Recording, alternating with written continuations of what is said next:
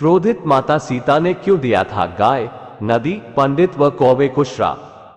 भगवान श्री राम, उनकी पत्नी और उनके भाई लक्ष्मण जी के वनवास जाने की बात सभी जानते हैं। इस बात से अयोध्यावासी दुखी थे और उधर राजमहल में राजा दशरथ राम और लक्ष्मण के वियोग के दर्द को भी झेल नहीं सके और उनकी मृत्यु हो गई। पिता के निधन की खबर सुनकर भगवान राम और उनके छोटे भाई लक्ष्मण को गहरी ठेस पहुंची। दोनों भाइयों ने जंगल में ही पिंडदान करने का फैसला लिया। पिंडदान के लिए दोनों भाई जंगल में ही आवश्यक सामग्री एकत्रित करने के उद्देश्य से निकल गए। एक और पिंडदान का समय निकलता जा रहा था।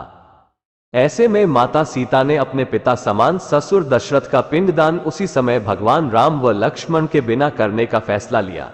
माता सीता ने पूरे विधि विधान के साथ पिंडदान किया। जब प्रभु राम और लक्ष्मण लौटकर आए तो उन्हें पूरी बात बताई और कहा कि जब मैंने पिंडदान किया था उस समय वहां पर पंडित, कौवा, फल्गु नदी और गाय उपस्थित थे। माता सीता ने कहा कि प्रभु, आप साक्षी के तौर पर आप इन चारों से सच्चाई पूछ सकते हैं। श्री राम ने इस बात की पुष्टि के लिए जब चारों से पूछा तो चारों ने झूठ बोलते हुए इनकार कर दिया। इस बात से माता सीता से दोनों भाई नाराज हो गए, क्योंकि उन्हें लगा कि माता सीता झूठ बोल रही है।